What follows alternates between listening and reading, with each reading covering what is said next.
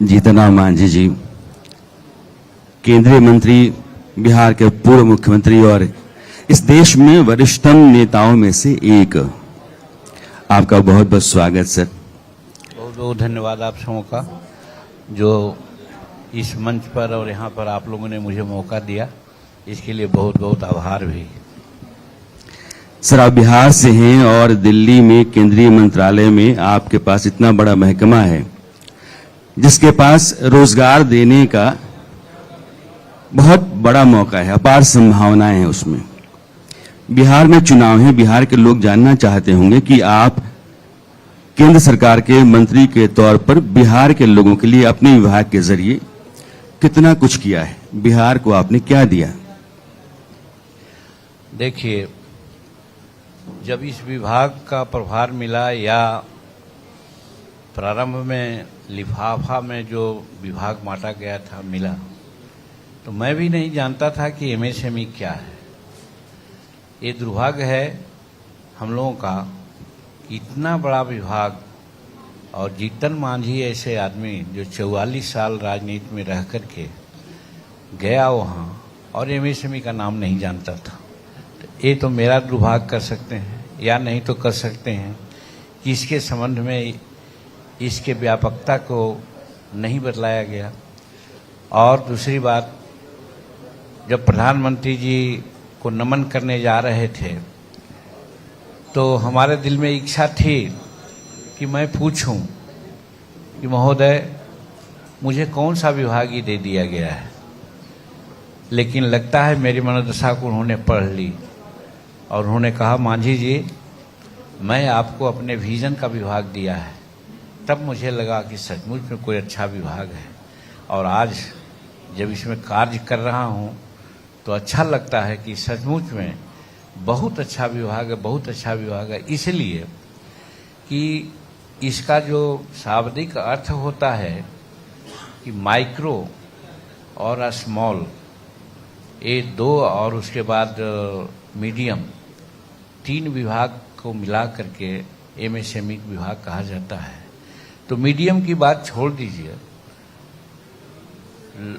जो सूक्ष्म है और लघु है, ये दोनों विभाग ऐसा है जिसमें मैं भी मानता हूँ और मेरा सौभाग्य है और भारत का सौभाग्य है कि प्रधानमंत्री नरेंद्र मोदी जी ऐसे विजनरी आदमी मिले हैं देश को कि उसकी चिंता उनको है जो सड़कों पर बैठ करके हजामत बनाता है। उसकी चिंता है उनको जो सड़कों पर बैठ करके चप्पल सीता है। उसकी चिंता उनको है कि दर दरवाजा पर बैठ करके माला बनाता है, कारपेंटरी करता है, इत्यादि इत्यादि 18 ऐसे ट्रेड हैं जिसके बारे में किसी को कोई चिंता नहीं थी। उस चिंता को उन्होंने लेकर के एक कार्यक्रम बनाया और आज कहते हुए हमको ऐसा लग रहा है कि 2023 में 17 सितंबर को इस तरह का कार्यक्रम लॉन्च किया गया था और 5 साल के लिए इसको लॉन्च किया गया है और टारगेट किया गया है कि 30 लाख लोगों को हम इसमें रोजगार देंगे। तो आज तक 2 वर्ष समाप्त होने जा रहा है। हम कह सकते हैं कि थोड़ी कमी है, 6 लाख कम से कम प्रति साल आगे बढ़ना चाहिए था। अभी 12 लाख लोगों को देना चाहिए था, लेकिन हम अभी मात्र 4 या 5 लाख को दिया है। तो इसमें कोई वैसी कमी नहीं मानता हूँ इसको, इसलिए कि प्रोसीड्यूरल बातें होती है उसको आगे बढ़ाने में दिक्कत होती है। अब बहुत फास्ट बढ़ रहे हैं। हमको उम्मीद है कि 2028 तक 30 लाख लोगों को हम जरूर रोजगार देंगे। और जब बिहार की बात आप कहते हैं तो इसका हिस्सा जो है प्रधानमंत्री विश्वकर्मा योजना का, उसमें बिहार को भी मिलेगा। और मैं ये भी कहना चाहता हूँ, जैसा पहले मैंने कहा कि एक टेक्नोलॉजी सेंटर होता है। टेक्नोलॉजी सेंटर को अभी हमने भुवनेश्वर में देखा, हम हैदराबाद में देखा। आप भी शायद अवगत होंगे कि वहाँ पर ऐसी टेक्नोलॉजी उसमें है जिसमें मिसाइल बनाया जा रहा है। ऐसी टेक्नोलॉजी है कि स्पेस में लोग जाते हैं तो जब गुरुत्वाकर्षण से ऊपर हो जाता है तब फ्यूल और इधर की एनर्जी समाप्त हो जाती है, तो एक छोटा सा ऑर्गन है उसमें लगा रहता है और सूरज की रोशनी से इतना उसमें एनर्जी आती है कि स्पेस को जहां चाहे वहां लिए जाए। वो हमारे भुवनेश्वर के टेक्नोलॉजी सेंटर में बन रहा है। बच गए, देखा, हमको ऐसा लगा, हालांकि उसके पहले हमने प्रयास कर लिया था कि भाई टेक्नोलॉजी सेंटर आखिर बिहार में क्यों नहीं है। एक था भी बिहार में, तो उसको कहा जाता है एक्सटेंशन सेंटर, उसका एकदम लघु रूप था। उसको हम लोगों ने इनलार्ज करा करके टेक्नोलॉजी सेंटर में परिणत किया और आज बिहटा में वो बनने जा रहा, बहुत बहुत बड़ा मशीनरी आने जा रही है।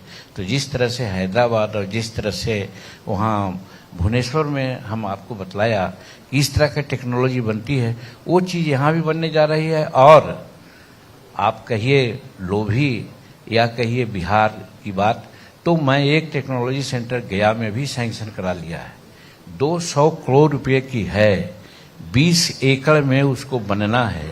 उसका बाउंड्री वगैरह बन रहा है, लॉन्चिंग अंदाज है कि जुलाई के लास्ट में प्रधानमंत्री जी के कर कमलों के द्वारा दिया जाएगा।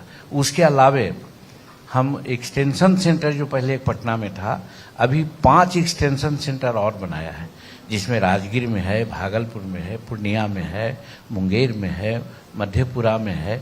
इस तरह से कहे झंझारपुर में भी नया करने जा रहे हैं, फिर मुंगेर में तो करेंगे ही। तो इस तरह से 5-6 टेक्नोलॉजी सेंटर करके, माने जो छोटा रूप है टेक्नोलॉजी सेंटर का, उसका हम एक्सटेंशन सेंटर के रूप में करके यहाँ पर चाहते हैं कि जो टेक्नोलॉजी अन्य जगहों में बनाया जा रही है और टेक्नोलॉजी से लाभ मिल रहा है, वो टेक्नोलॉजी का सेंटर हमारा बिहार भी बने, ये हमारी चिंता है। और इससे दोनों बात होगी, हमारे जो छोटे छोटे जो बच्चे हैं वो ज्ञान प्राप्त करेंगे, ट्रेनिंग लेंगे, अच्छे अच्छे वैज्ञानिक बन सकते हैं, और दूसरी तरफ हम लाभ भी दे सकते हैं। आपने कहा रोजगार की बात कही कि सबसे बड़ी बात है, तो अभी मैं कह सकता हूं कि रोजगार का जहां तक सवाल है, हमारे एमएसएमई में अभी 2-3 डाटा आपको हम देना चाहते हैं, जिससे आप खुद समझ सकते हैं। ऐसे भी कृषि के बाद सबसे बड़ा विभाग और जहाँ तक जॉब देने का सवाल है, हमारा एमएसएमई भी है। और उसी के चलते मैं कह सकता हूँ कि जो जीडीपी हमारा होता है, जीडीपी में हमारा योगदान 30.1% है। आप जोड़ लीजिए, 100% में 30% जीडी हम देते हैं, यानी हमारा एमएसएमई विभाग देता है। उसी प्रकार से मैन्युफैक्चरिंग का जब सवाल है, कितना यहाँ पर मैन्युफैक्चर होता है, तो उसमें हमारा योगदान 35.4% है। एमएसएमई की बात कर रहे हैं बिहार की? एमएसएमई की बात कर रहा हूं, संपूर्ण एमएसएमई।